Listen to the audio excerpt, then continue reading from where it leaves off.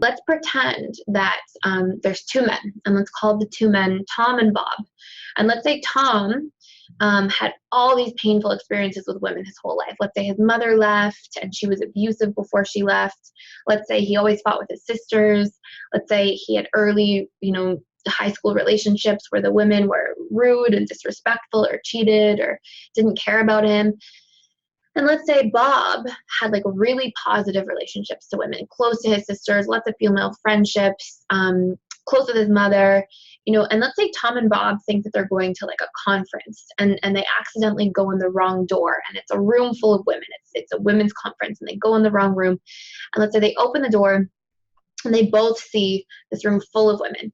Before Tom or Bob even interacts with any of the women, just standing at the door, looking in, thinking that they're going to be in this room full of women all day, Bob and Tom are going to feel completely different emotional responses in their nervous system. And they're going to have totally different neurochemical reactions being sent throughout their entire physiology. So, I forget which one I named which now, but the one with, I think Tom, the one with the really painful experiences around women, he right away is probably going to feel a little bit of anxiety and distrust and all these painful things. And Bob's going to probably feel like, oh, cool, or, this openness or pleasant feeling and calm and peace and comfort.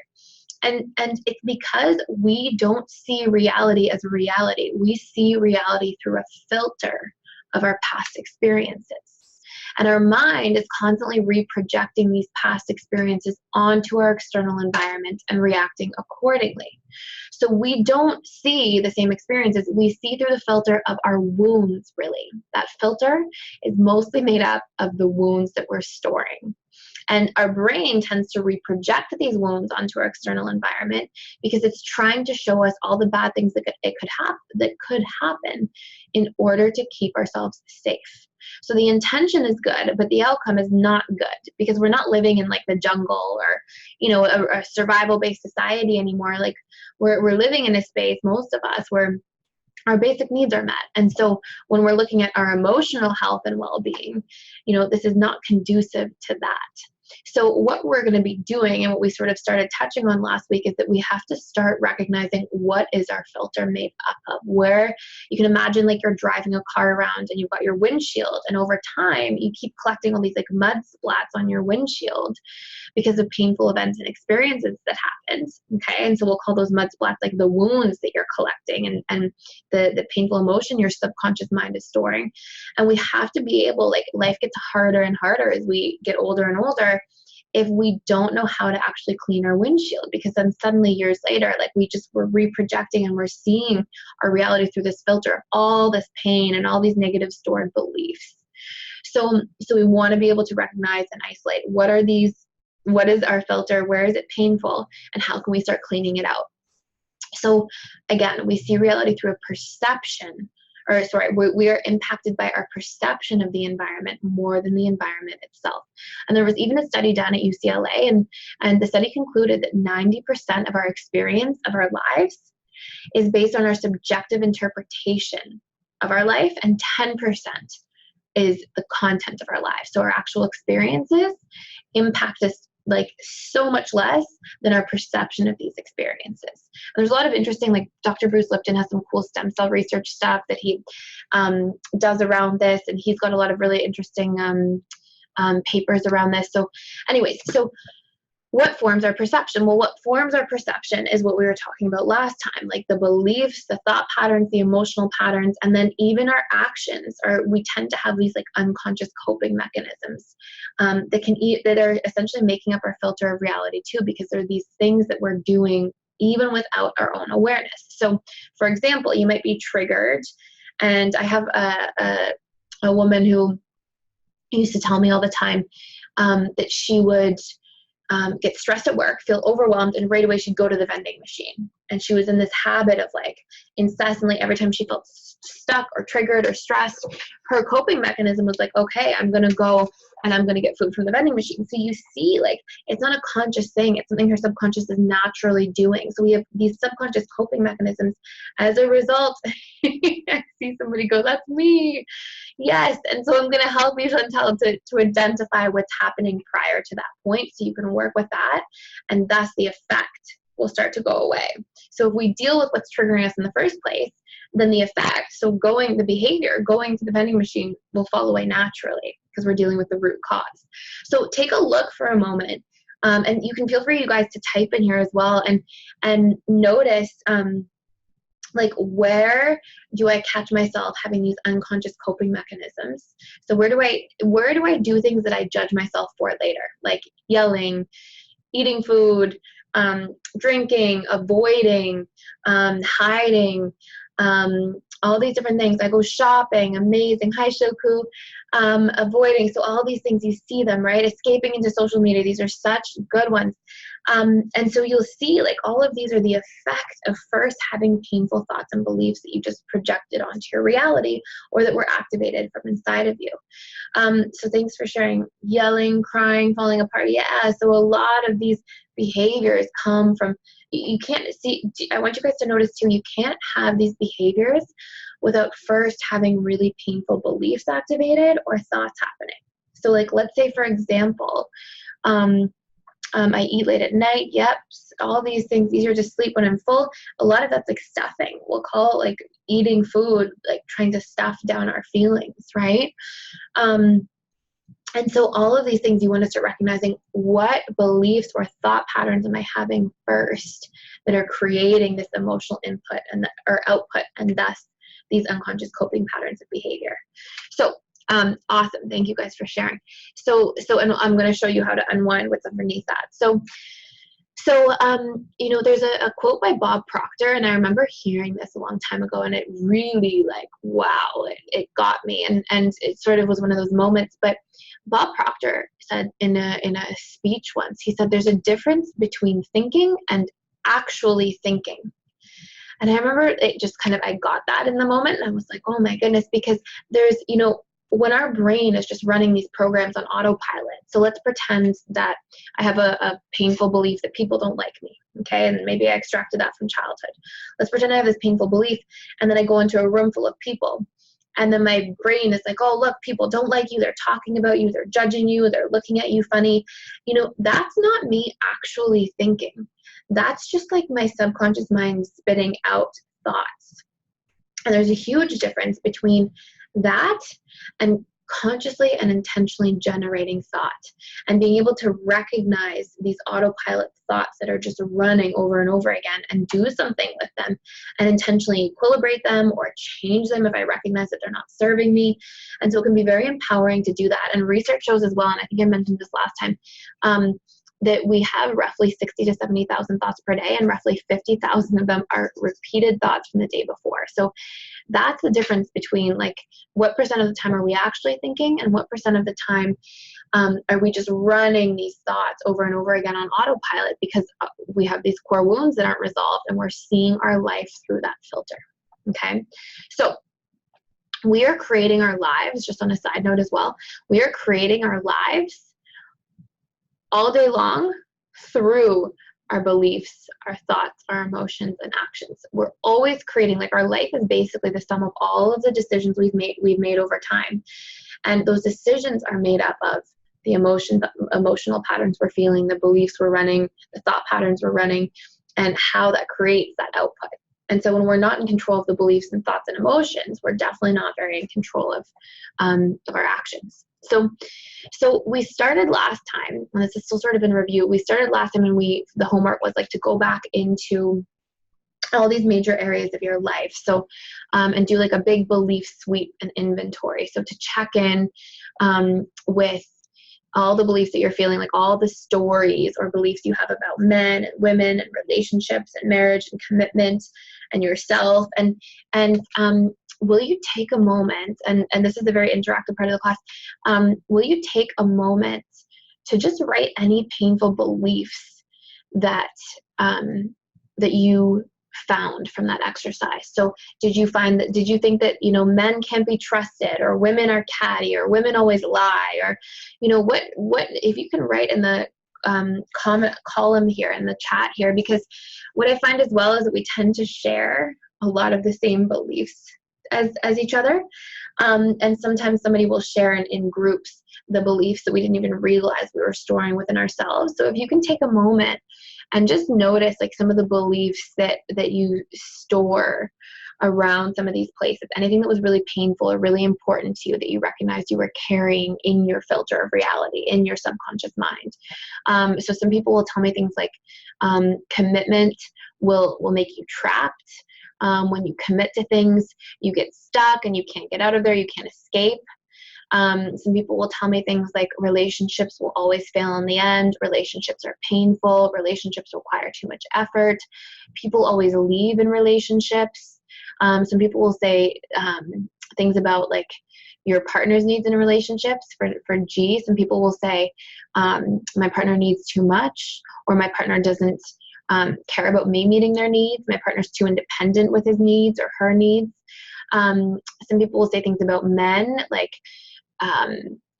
men don't have feelings. I've heard women say that. All they care about is sex. I hear that one. Women, I'll hear women are always catty. They just want your money. They're like, these are some sort of extreme ones that I'm sharing, but just to give some context, I'm just gonna, beautiful. Men are unavailable and stressed. Trust is rare and elusive. That's really interesting. Everyone is against me. Wow, that's a really powerful belief to find, to source. Because think of, Shannon, for a moment, think of like the output of that belief, what that causes you in your life. Like think of how much stress seeing your world through that filter has caused you, right? Marriage is a trap. I can't trust. My needs are not important. These are really powerful ones. No one can be trusted. Good. So these are, men are abandoners. Relationships are hard. Trust is something to be earned. People don't like me at all. I'm way too boring. And so men don't open up. Yeah, these are such powerful ones. So take a moment, okay? Thank you guys so much for sharing all this. So take a moment and just ask yourself if you've ever seen any proof in your own life, okay? And just sit with this one for a moment. Have you ever seen anything other than this to be true? So let's say like, Majo, you said people don't like me at all. I'm way too boring. Do you have a piece of proof of anybody in your life? And you don't have to share, like you can just do this work internally. I don't mean to put anybody on the spot, but ask yourself, is there anybody in your life that has liked you and that found you interesting and cared to connect to you? Or men don't open up. Shoku, have you ever found that a man does open up? Do you know anybody, a brother, a sister, a brother, a friend, a parent, a family member? And take a moment and look at these things. Have we ever questioned these beliefs? Because most of our lives, we've just adopted, like sponged in all of these beliefs about other people and other experiences and reality and ourselves. And we are acting and living our lives seeing through that filter, like Bob and Tom, right? Just like seeing exactly through that filter and emotionally responding. And when we automatically believe our beliefs and we don't question them, we can cause ourselves so much pain over time. So relationships are difficult. Like these are really powerful ones. Have you ever found a relationship that wasn't so difficult? Or, are relationships worth that challenge and that difficulty? Shannon, like everyone is against me. Is there anybody who's ever been for you or on your side, or who tries to help you, who tries to connect to you? So go through and everybody take inventory for a moment and just ask yourselves, do I have any contradictory proof for this? Because this is a really important thing to do. And if we look at, I mentioned last time I had this friend who felt like men just only want to have sex with her, and that's it. And I told the story that we were walking into a restaurant years ago, and a man like opened the door, and he was just being kind. And he opened the door, and she looked at me, and she's like, oh, disgusting. And she was like already just emotionally responding to this belief that was activated. And she had this belief activated, like, oh, men are just, and so she couldn't imagine like the pain that that belief causes over the course of her entire life if she didn't work on it. Like her whole life, she'll probably never fully open up to a man. She'll probably never fully trust a man in a relationship. She'll probably never fully feel connected or have male friendships or anything like that, because that belief will always stand in the way. And what hurts more over the course of your life, to never have those experiences, or to have those experiences and maybe one of them ends up hurting you at some point along the way. And I know personally I would always rather have the experience and be clear of those limiting beliefs that stop me from having beautiful experiences and be hurt, than to have all these beliefs that are this invisible prison that I spend my life in. So take inventory, and I'm going to show you guys how to actually work on these beliefs today, but take inventory and ask yourself, like, what is the impact of these beliefs? And that was a little bit in the homework, but what happens if you don't work through these beliefs? And these were great shares in here. So thank you so much. Beautiful. Okay. So now we're going to go into sort of how to find our core belief. Okay. So we recognize some of those beliefs that we're carrying from childhood, from our experiences, from our early adult lives, from painful events that had happened in our life. And what we're going to do is now we're going to go into like how to actually access the core beliefs. So remember, we have this idea that beliefs create thoughts.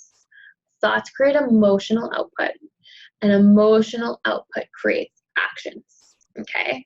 Because remember, neuroscience has proven all of our decisions we make are emotionally based. So now I want you to take a look at your workbook for a second, okay?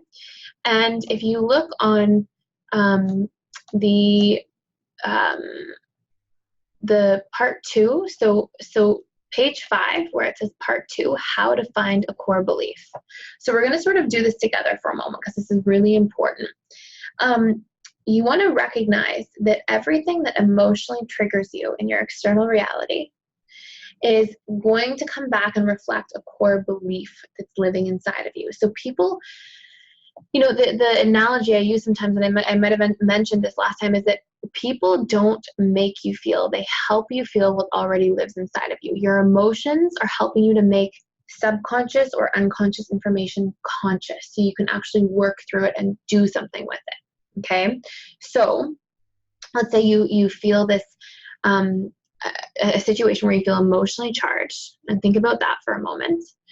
And then I want you to ask yourself for a moment, oh, sorry, I'm trying to see the questions, and I hope that I didn't, okay, good, that I closed the meeting for a moment. So think of a time that you felt like emotionally charged, and I want you to ask yourself, like, first, what emotions did you feel?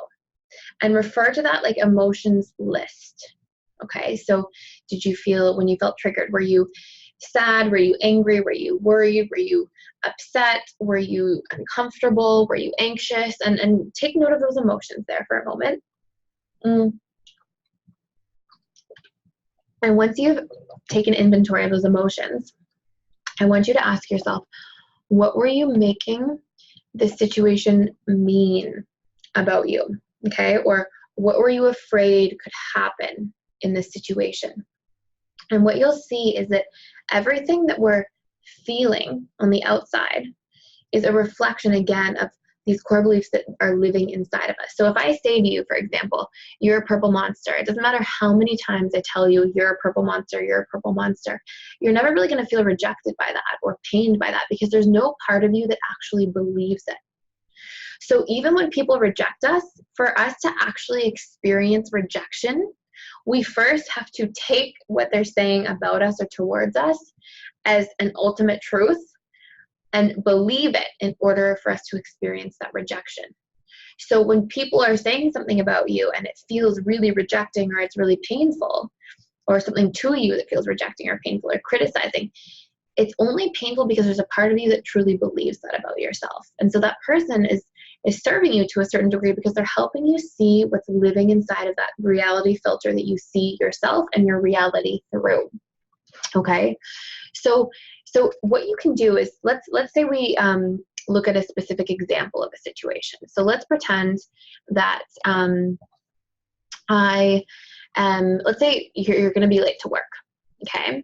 And let's say you're sitting in your car, and most of you have probably had this experience where you're sitting in your car and you're going to be late to work, and maybe you've never even been late to work before, or maybe you've been late once every few months or something like that, and you've got job security and you're in a good position at work, at least for the most part.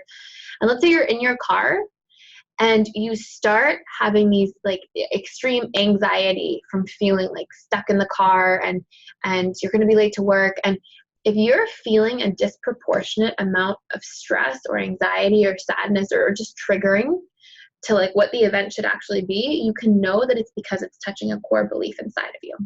So whenever you should be feeling a 2 out of 10 and you're feeling like a 6 or a 7 or an 8, it's because it's touching something that you've got a lot of emotional storage around. Okay. So you want to ask yourself, if I'm late, what will that mean, or why is that bad, or what am I afraid could happen if I'm late? Okay. And you want to keep asking yourself this question, and what you'll actually find is that you'll hit a core belief or multiple core beliefs. So you can refer to that core belief chart at the top of that previous page where it says like the list of core beliefs. You'll find that everything actually relates back to core beliefs that are living within you. So let's pretend that the example is like, I'm going to be late, and then my boss is going to get mad at me, and then what does that mean, or why is that bad? Well, I'll be rejected, and people will talk about me, and what does that mean, or why is that bad? I will be abandoned, or people won't like me, or I'll be excluded because people are making fun of me. And so what you'll see is that everything's relating back to a core belief. Thank you so much for watching. Again, please like, share, subscribe to this channel if you receive a lot of value, and please feel free to check anything out at www.personaldevelopmentschool.com. Thank you so much.